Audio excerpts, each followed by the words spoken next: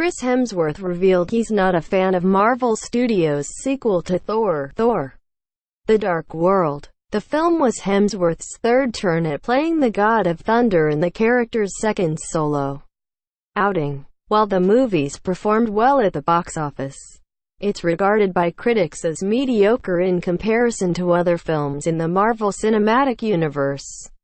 Released in 2013, Thor: The Dark World pitted the God of Thunder against the dark elf known as Malekith, who sought to use a weapon called the Aether to attack the Nine Realms after earning $644 million at the worldwide box office.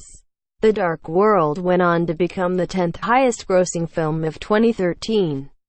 Despite its success, the movie is widely regarded as one of the weakest entries in the MCU due in part to its lack of a compelling story. For a great number of fans, the memory of The Dark World was washed away by its sequel, Thor: Ragnarok, which has received credit for reinventing the franchise. Related, Thor dies to lead Marvel's Valkyrie into battle. In an interview with GQ, Hemsworth spoke about his portrayal of Thor in the first two films as the classic masculine hero, and describes The Dark World as meh. The first one is good. The second one is meh. What masculinity was. The classic archetype. It just all starts to feel very familiar. I was so aware that we were right on the edge. Hemsworth's opinion on the movie echoes the thoughts of fans who have long felt that The Dark World falls short when comparing it to other movies in the MCU, which are generally given favorable reviews. This opinion is also shared by Malekith actor Christopher Eccleston, who took it a step further by saying that making the movie made him want to put a gun in his mouth.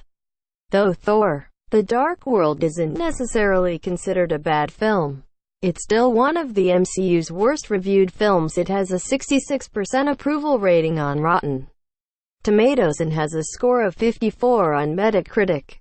The movie was criticized for its lackluster story, humor, and action. The franchise received a much-needed rejuvenation from Taika Waititi's Thor: Ragnarok, which took the character in a totally different direction by infusing him with stronger elements of comedy. The film also adapted a new tone, and killed off and left behind most of its core characters, which made the film less like a sequel and more like a new beginning for the series. Ragnarok was hit with critical acclaim and has been described as the best of the Thor trilogy. Source: GQ tags. Thor: Thor 2 looking for an ad-free experience on ScreenRant.